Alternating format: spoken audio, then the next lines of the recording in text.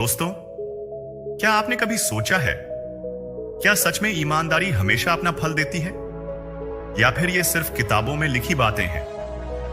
आज मैं आपको एक ऐसी सच्ची कहानी सुनाने जा रहा हूं, जहां एक साधारण इंसान ने अपनी सच्चाई और भरोसे के दम पर अपनी जिंदगी बदल दी। यह कहानी है राजकुमार की। राजकुमार अपने गांव में अपने छोटे से परिवार के साथ रहता था। उसके बूढ़े पिता थे, उसकी पत्नी थी और दो छोटे छोटे बच्चे। उनका जीवन बेहद साधारण था। एक कच्चा मकान, टूटी चारपाई और रोज का संघर्ष कि आज चूल्हा कैसे जलेगा। राजकुमार मेहनती था, लेकिन गांव में काम मिलना आसान नहीं था। कई दिनों तक वह दर दर भटकता रहा। किसी खेत मालिक से मदद मांगी, किसी से मजदूरी की गुजारिश की, लेकिन हर जगह से खाली हाथ लौटा। उसकी पत्नी की आंखों में चिंता थी, बच्चे भूखे पेट सो जाते थे और पिता रोज समझाते, बेटा हिम्मत मत हारना, मेहनत करने वाला कभी हारता नहीं। आखिरकार काम की तलाश में राजकुमार अपने गांव से निकलकर पास के दूसरे गांव की ओर गया। वहां उसे पता चला कि गांव के बड़े आदमी श्रीचरण दास के यहां काम मिल सकता है। उसके दिल में उम्मीद जगी। वह सोचने लगा, अगर यहां मुझे काम मिल जाए तो मेरा परिवार भूखा नहीं सोएगा। राजकुमार सीधे श्रीचरण दास के घर पहुंचा। हाथ जोड़कर बोला, बाबूजी, मुझे काम चाहिए। मैं कोई भी मेहनत का काम कर सकता हूं। श्रीचरण दास ने उसे देखा और थोड़ा सख्त लहजे में बोले, गौशाले का काम आसान नहीं है। सुबह से रात तक जानवरों की देखभाल करनी पड़ती है।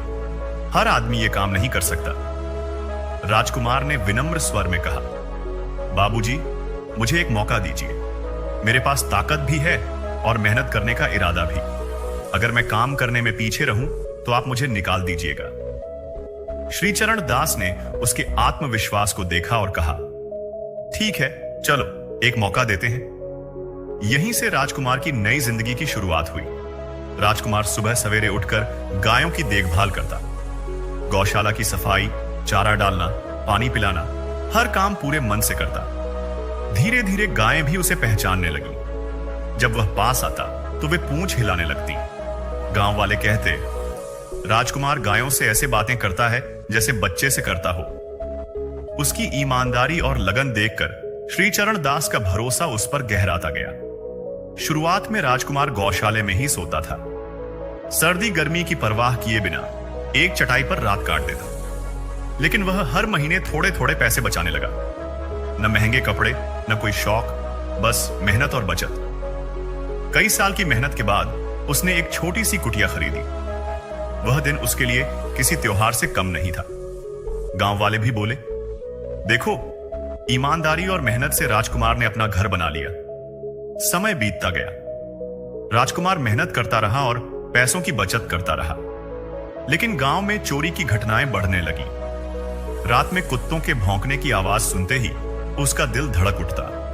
वह सोचता, अगर मेरी मेहनत की कमाई चोरी हो गई तो सालों की मेहनत एक पल में खत्म हो जाएगी।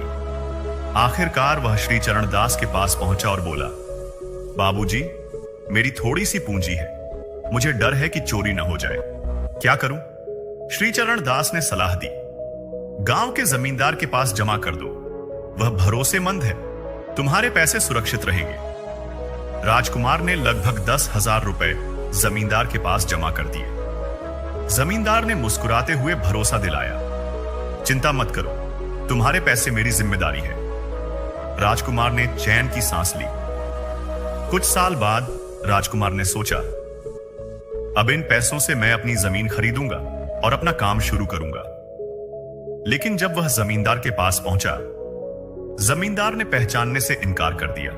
उसने कहा, कौन से पैसे? मैंने तुमसे कुछ नहीं लिया।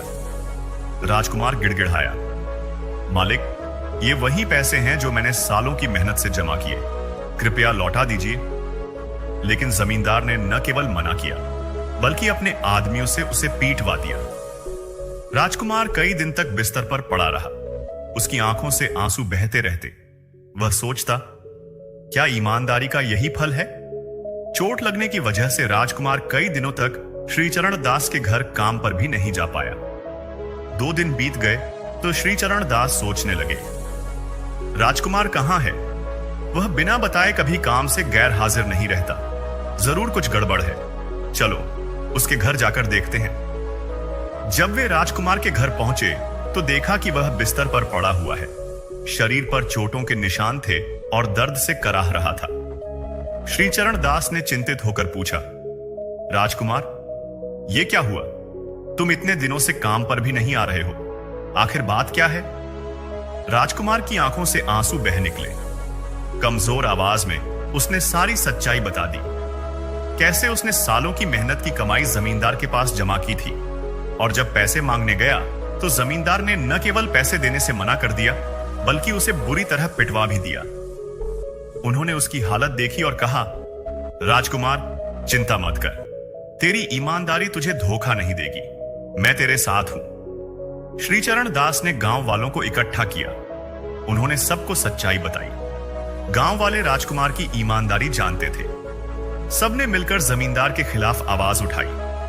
भीड़ जमा हो गई और लोग चिल्लाने लगे, राजकुमार को उसका हक दो, ईमानदार की मेहनत का फल मत छीनो। गांव वालों की एकजुट आवाज और श्रीचरण दास के दबाव में आकर जमींदार ने अंततः राजकुमार के पैसे लौटाने का फैसला किया।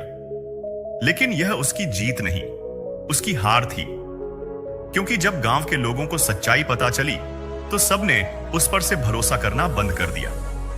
जमींदार ने सोचा, अगर मैंने पैसे नहीं लौटाए तो मेरी इमेज पूरी तरह मिट जाएगी और फिर कोई भी मेरे पास पैसा जमा नहीं करेगा। मजबूरी में उसने पैसे तो वापस कर दिए, लेकिन उसकी बदनामी पूरे गांव में फैल गई। लोग अब कहते, एक बार जिसने बेईमानी की है वो दोबारा भी कर सकता है। धीरे धीरे उसका नाम और भरोसा हमेशा के लिए मिट गया। पैसा तो बच गया, लेकिन इज्जत और विश्वास वो कभी वापस नहीं लौट पाए। राजकुमार की आंखों में खुशी के आंसू थे। वह बोला, मुझे मेरे पैसे ही नहीं मिले, मेरा आत्मसम्मान भी लौट आया। कुछ साल बाद उसने अपनी जमीन खरीदी, छोटा व्यवसाय शुरू किया और धीरे धीरे गांव का सबसे भरोसेमंद आदमी बन गया। लोग उसे न केवल सफल बल्कि आदर्श इंसान कहने लगे। दर्शकों, राजकुमार की कहानी हमें यही सिखाती है, ईमानदारी की राह कठिन जरूर होती है।